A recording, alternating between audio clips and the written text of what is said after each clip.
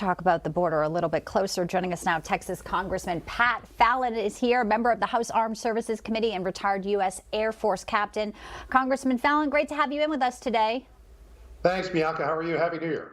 Well, we're doing pretty good. I mean, we know that obviously this big visit to the border seems to have netted nothing. This despite obviously Governor Abbott handing him that letter that was released to the media, and now reports, Congressman Fallon, that Biden's not reading this letter. Many people wouldn't be surprised because many people don't think he clearly wants to do anything about the porous southern border. But here we have an opportunity where he's sitting in Mexico City today with the president. Tell us about the optics you have here and what you're feeling as your constituents in Texas are trying to control the flow at the border. Well, Bianca, I think the key word that you just said was optics. And unfortunately, it looks like Joe Biden's visit to the border was just that. It wasn't about taking substantive actions. So think about this. He's been president for nearly 730 days. It's about 17,500 hours. And Bianca, he was on the border for 3 of them. What he should have insisted on was not a sanitized view of the border, but what's actually going on. He should have talked to state troopers and local law enforcement and local landowners. How about victims of sexual trafficking and human smuggling? Talk to the migrants. Figure out what's really going on, and the DEA, because drugs are such a huge problem, and he didn't do any of that, unfortunately. No, he didn't, and unfortunately now he can say he's gone to the border, and he can use that if there is a potential 2024 campaign bid. At the end of the day, though, this is an issue where now we have a GOP-controlled House. Talk of impeaching Mayorkas, but will we actually see any real action, Congressman Fallon?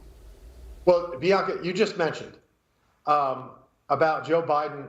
Yes, I think when he visited the border yesterday, he indicated that he is definitely running for president because that's what it was about, defending himself in a presidential debate in October of 24. As far as Alejandro Mayorkas, our office has filed articles of impeachment on him precisely because he has lied to the American people and he has lied to Congress under oath. He's shown nothing but a gross dereliction of duty, and it's time to throw him out of office. That is you just filed that paperwork today, the first day of 118th Congress there, Congressman. We're getting that in there. Kind of buried the lead on us, Congressman. Yeah. You come on our show, you got to come out of the gate with that. You got to come out of the gate with that.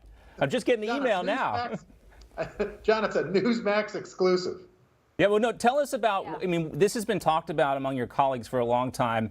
We were all waiting for something like this to happen as you guys were picking a new House Speaker last week. Tell us about why now with this and what specifically you think is the issue that will lead to an impeachment for Alejandro Mayorkas. John, he said under oath in 2021 and in 2022 that the border was secure. So let's take the one those remarks in 21. But then, unfortunately, after he testified under oath in Congress that the border was secure, he got caught on an open mic shortly thereafter saying the border was chaos. So he clearly knew the truth and willfully misled Congress and thereby, and by extension, the American people. There have been 160 countries represented by people crossing the border illegally. 98 folks on the terrorist watch list have been apprehended. 5 million people have crossed the border illegally under his watch. And John, we had never had a month with over 200,000 illegal border crossers. We've had 8 months in a row under Joe Biden. But he says the same thing that the vice president said before him when she was our border czar, and the same thing that President Biden said. Do you believe that Alejandro Mayorkas is saying this because he actually believes it, or he's saying this because he's getting pressure from the top of the administration to say so?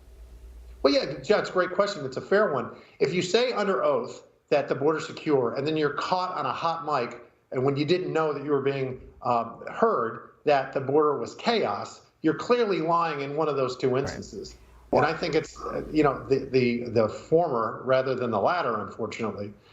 And so we've got to hold him to account because ultimately, and then also, by the way, John, what about Whipgate, where the Haitian migrants were being stymied by Border Patrol agents? They were not being whipped. I think I would, and a lot of people would, I think, relish the opportunity to see these Border Patrol agents come before Congress and testify about the realities that they were dealing with on that day and the lack of support that they get from the Biden administration and how they were thrown under the bus for optics. Again, going back to what we talked about at the very beginning of this interview. But isn't this about the simple, you have a duty, it's a dereliction of duty, and it is a national security issue when we're dealing with cartels, which possibly could be, terrorist organizations coming through the border?